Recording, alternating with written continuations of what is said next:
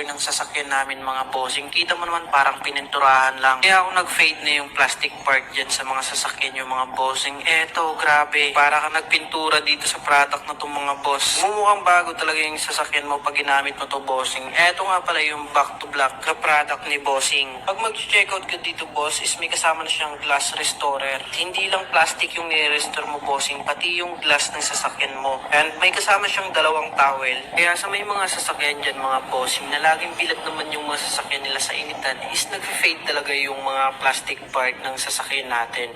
Eto mga boss, try natin to. Sobrang legit, isang pasada lang. Nagmukhang bago ulit. At pwede rin natin tong gamitin sa mga motor natin mga boss. Mas mabuting gumamit kayo ng plastic gloves mga bossing. Kasi para siyang pintura pag dumikit sa kamay natin. Pag ito ngayon apply mo sa nag-fade mo ng plastic part sa mga sasakyan or motor mo bossing, magmumukhang bago talaga yan mga boss. Kasi parang nag-apply ka ng pintura dito. Subukan mo na rin ito mga boss sa mga nag-fade mo ng plastic part dyan sa mga sasakyan mo. 149 pesos lang naman ito mga